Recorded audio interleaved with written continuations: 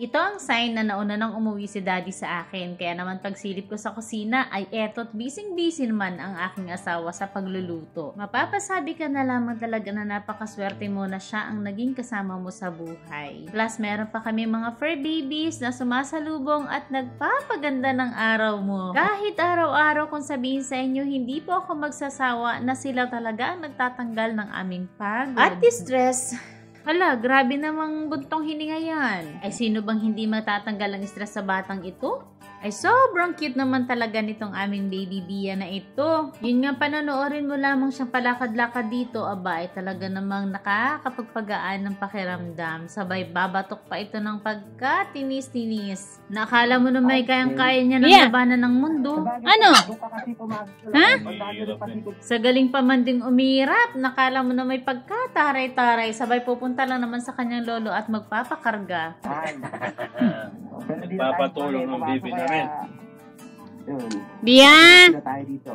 Anong tapang na tapang mo naman? Hindi ba na? Dali.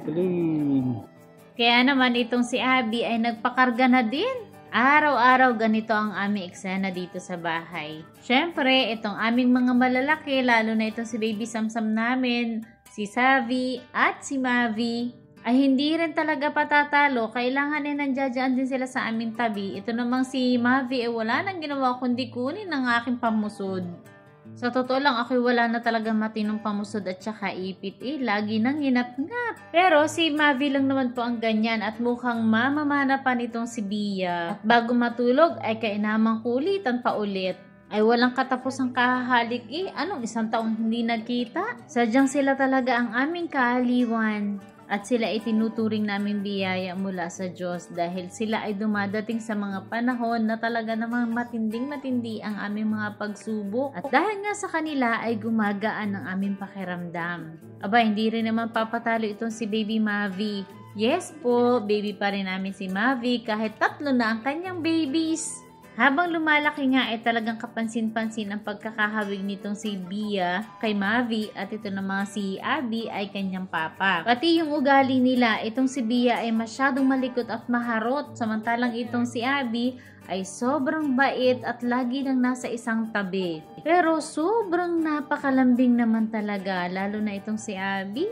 May paghawak pa talaga ng mukha habang nanghahalikian. Sadyang napakasarap sa puso at alam ko yung mga kapwa ko for parents lang ang makaka-relate dito sa ating mga pinagdadaanan o sa ating mga nararanasan.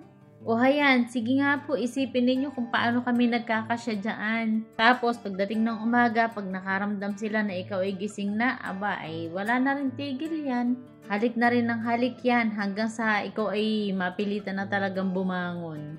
Kahit nga antok na antok ka pa talagang hindi ka natitigilan ng mga yan dahil gusto na nilang kumain, uminom, makipaglaro at magpapababa na dahil gusto na nilang tumakbo-takbo dyan sa baba.